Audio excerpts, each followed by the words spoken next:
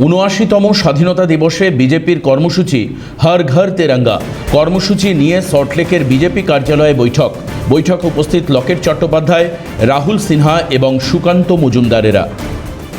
আমরা সেই বৈঠকের ছবি দেখতে পাচ্ছি। এবার দেশে ৭৯তম স্বাধীনতা দিবস উদযাপিত হবে এবং তার আগে হর ঘর তেরঙ্গা এই যে বিশেষ কর্মসূচি, সেই কর্মসূচি পালন করা হবে রাজ্য বিজেপির তরফ থেকে এবং তা নিয়ে আমরা বৈঠক দেখতে পাচ্ছি।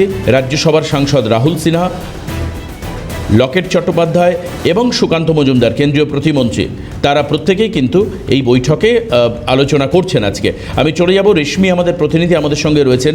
রেশমি, হর ঘর তিরঙ্গা ৭৯তম স্বাধীনতা দিবসের এবারকার বিজেপির বিশেষ এজেন্ডা, এই এজেন্ডা নিয়ে কোন কোন বিষয়ে আলোচনা হচ্ছে, কিভাবে বাস্তবায়িত করা হবে এই এজেন্ডাকে? রেশমি, কি জানতে পারছো? ৭৯তম স্বাধীনতা দিবস এবং এই স্বাধীনতা দিবস উপলক্ষে বিজেপি একাধিক কর্মসূচি করতে চলেছে। অর্থাৎ বিজেপি এ রাজ্যে ক্ষমতায় আসার পর বিজেপি এই স্বাধীনতা দিবস ভিন্নভাবে উদযাপন করতে চলেছে এবং রাষ্ট্রবাদী আদর্শে অনুপ্রাণিত হয়ে বিভিন্ন কর্মসূচি পালন করা হবে। তার মধ্যে রয়েছে হর ঘর তিরঙ্গা, অর্থাৎ প্রত্যেকটি ঘরে তিরঙ্গা লাগানো হবে। অর্থাৎ আমাদের যে দেশের জাতীয় পতাকা রয়েছে প্রত্যেকটি ঘরে সেই তিরঙ্গা উত্তোলন করা হবে এবং এই কর্মসূচি বিভিন্ন জায়গায় অর্থাৎ রাজ্য জুড়ে পালিত হবে। পাশাপাশি একাধিক কর্মসূচি নিয়েছে বঙ্গ বিজেপি। আজকে বিজেপি সল্টলেকের কার্যালয়ে বৈঠক রয়েছে। সুকান্ত মজুমদার উপস্থিত রয়েছেন লকেট চট্টোপাধ্যায় এবং রাহুল সিনহা। দেবাশিস।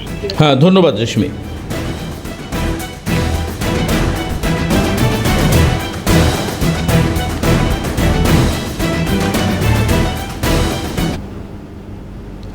একটি গাছ মায়ের নামে উদ্যোগ নিয়েছিলেন প্রধানমন্ত্রী।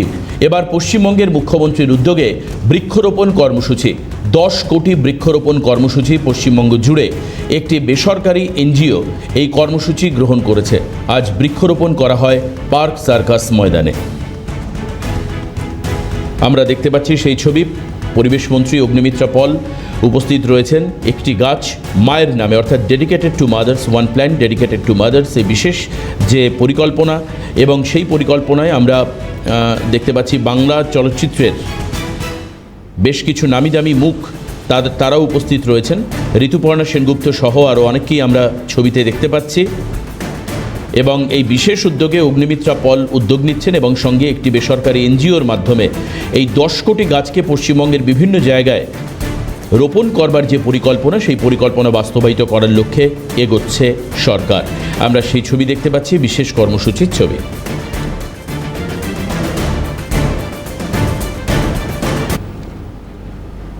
এরকমটা বহুবার আপনারা দেখেছেন যে প্রাকৃতিক দুর্যোগের কারণে শহর কলকাতা এবং তার উপকণ্ঠে গাছ উপড়ে পড়েছে আর সেই গাছকে কেটে ফেলা হয়েছে। কিন্তু এবার যদি সেটা না করা যায় তাহলে কেমন হয়?